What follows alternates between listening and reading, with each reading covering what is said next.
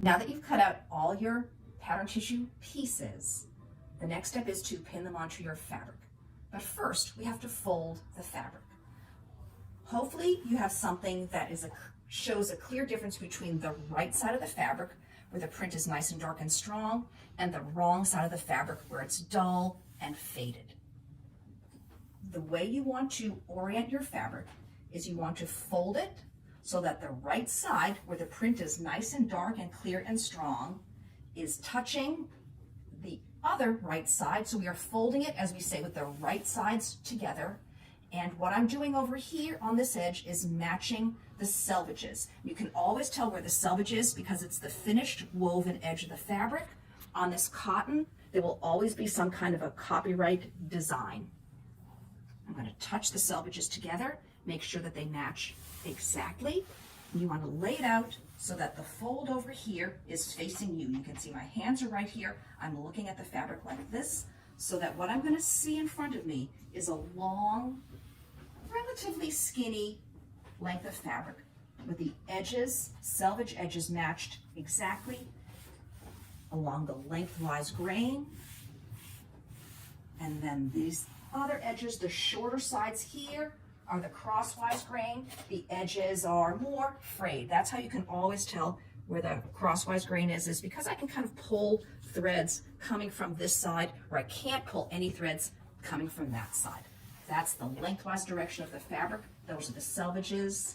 And this is the way that we're going to lay out your fabric. The reason we fold our fabric in half is so that we can have 2 layers of fabric.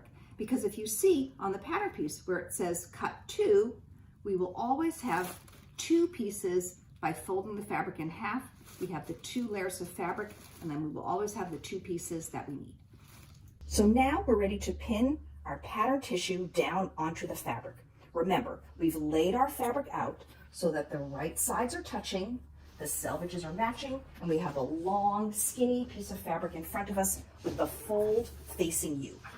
The first piece that we're going to put on is the piece for the back.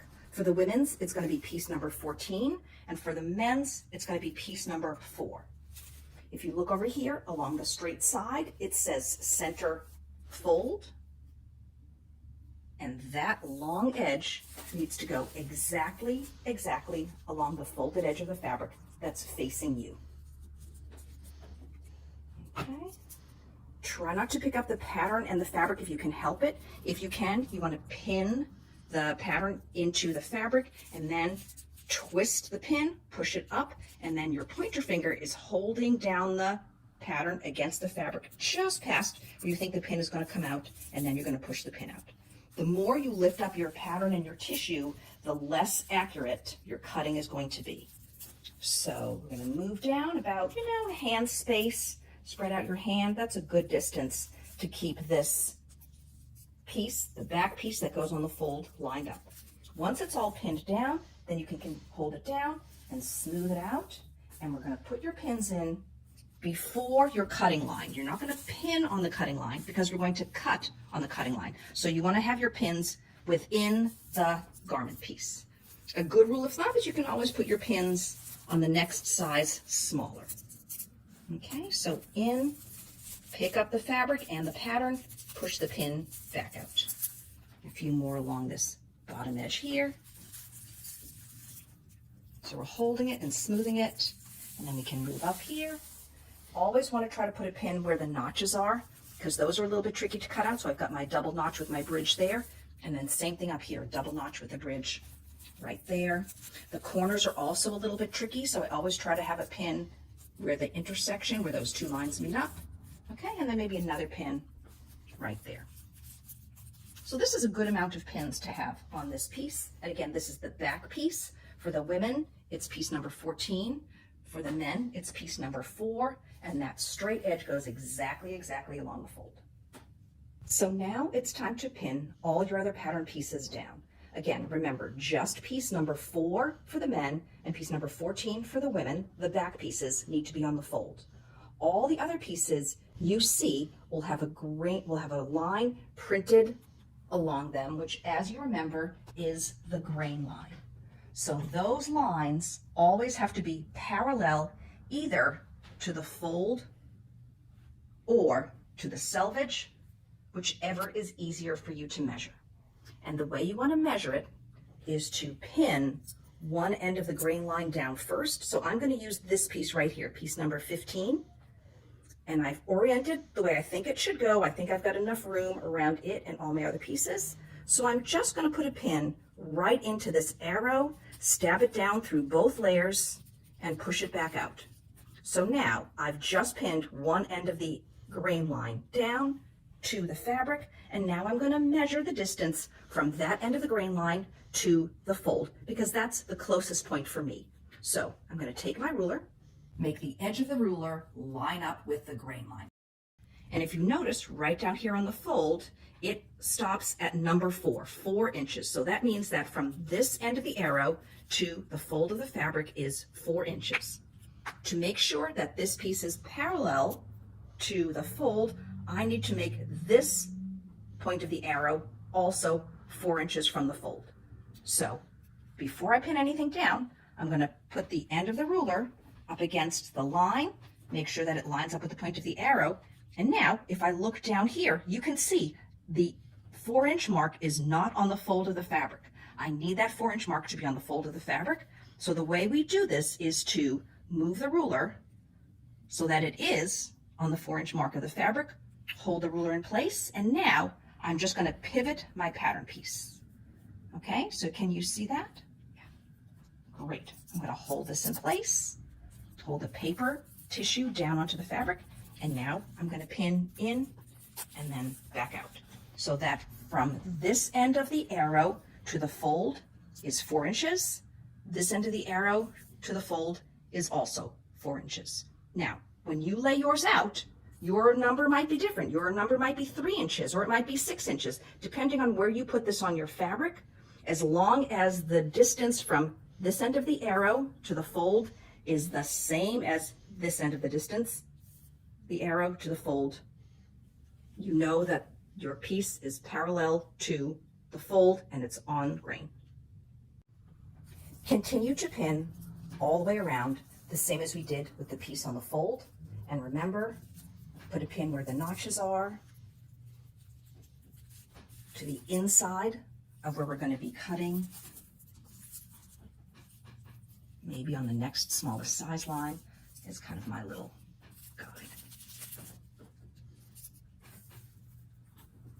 So before we finish pinning the rest of the pattern pieces down onto the fabric, we have to address the issue of this piece right here. Piece number 13 for the women, it will be piece number 3 for the men. It's the front band.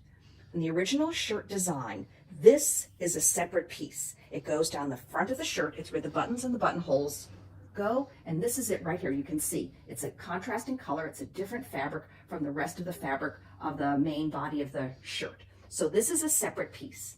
It's going to be easier and faster for us to make it if we don't make it a separate piece. The shirt will go together quicker and it will still look great. So the way we're going to do it is we're going to add this amount of fabric onto the front section of the shirt piece. So that will be piece number 11 on the women and piece number 1 on the men.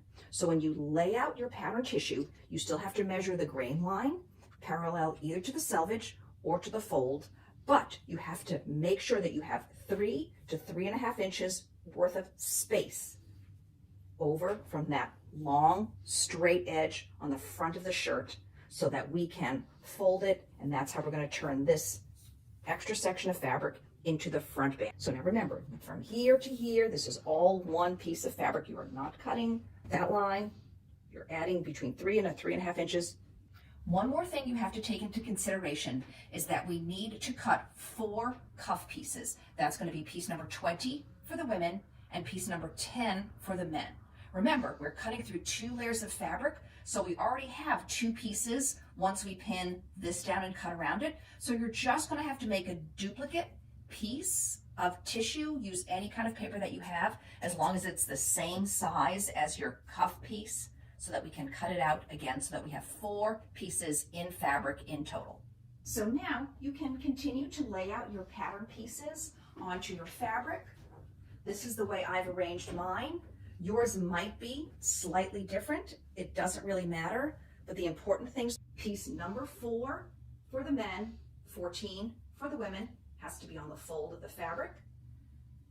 You have to add 3 to 3.5 inches to the front of the shirt, which is going to be piece number 1 for the men and piece number 11 for the women.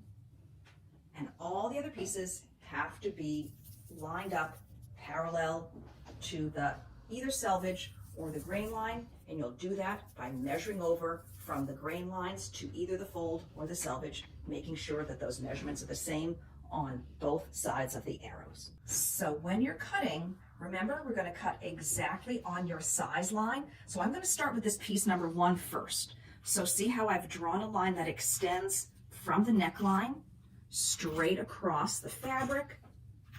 And I'm going to now continue on my cutting line. Remember, that was size 10. I've traced around it with a colored pencil to the corner and then change direction. And remember, as I get to the notch, I'm going to go to the tip of the scissors, stop, up, over the notch, and then back down.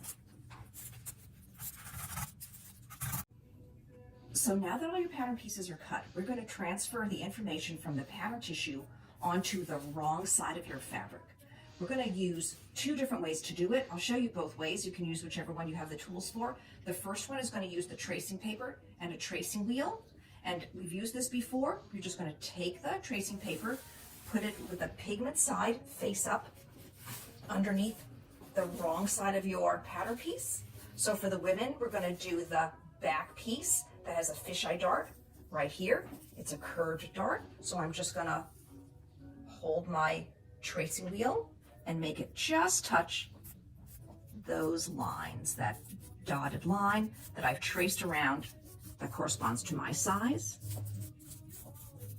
Try to press nice and hard your first time that you do it. You don't want to go over your lines, because if you do, there's a good chance that you're not going to end up exactly on the line where you were the first time. So you'll just get confusing lines. When you come to the end, you want to do a little crossways mark down here, and then back up at the other end, we'll do the same thing, another crossways mark right there. And when you turn your fabric pattern piece over, you should see it just like that on the wrong side of your fabric. Remember, this is 2 layers of fabric, so we need to mark this other layer as well. So the way we're going to do that is I'm going to lay the fabric back down on the table. I'm going to unpin a few pins just so that I can take the tracing paper, turn it over, because remember, the pigment side of the tracing paper needs to be face down onto the wrong side of your fabric. I'm just going to slide it in here. You can see right where it lines up. And then I'm going to exactly do the same thing that I did before. As best as I can, I'm going to hold the tissue up against the fabric, and just with one really good hard press, go along one of the lines of the dart leg all the way down to the end, and then start up here and do the other dart leg from beginning all the way down to the end. And don't forget a crosswise mark on the bottom and a crosswise mark on the top, and it should look something like this, so that both of the wrong sides of your fabric are marked with the information from your pattern tissue that you need for sewing. Now I'm going to show you another way to transfer the information, again, from your pattern tissue onto the wrong side of your fabric. This way is if you don't have a tracing paper and tracing wheel. What you can use is you can use a pencil and a ruler. So the way I would do this is I'm going to transfer this dart line, but remember, I don't have the tracing paper and tracing wheel. So what I'm going to do is I'm going to use my scissors, and I'm just going to cut the tissue, just the tissue, away from the lines that correspond to my size. I've already traced them. We talked about this before. So just where you traced your lines is where you want to cut that tissue away. So you're just cutting out a little triangle of pattern paper, and then after you do that, you can pin the pattern tissue down to the fabric so that you'll be able to hold it in place and not have it move around on you. And then I'm just going to lay my ruler right up against that cut edge of the pattern tissue, and as best I can, I'm going to draw a line using whatever colored pencil or pencil that you have handy onto the wrong side of your fabric. I'm going to place the ruler again right along that other dart leg and do the same thing there. Okay, so you can see you've got pencil marks now where your dart legs are, which is just what you want.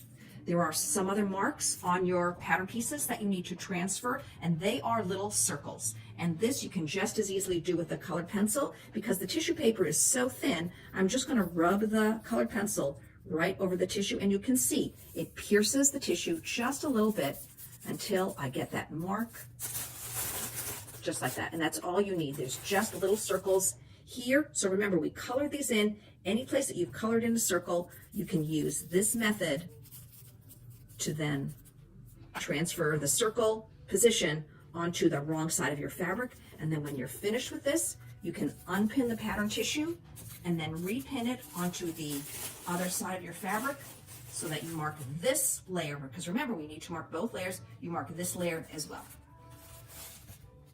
And now I'm going to use those same tools and techniques to mark the other layer of the fabric of my front piece. So I'm turned over the fabric. Now I'm going to turn over the pattern tissue, line up the edges as best as you can. Might be a good idea to put a few pins in so this tissue doesn't shift around on your fabric. And this is the area, remember, that I want to mark. I want to mark where that dart is. So I'm just going to pin the pattern tissue back down to the fabric. I'll mark my circles while I'm at it, same as I did before.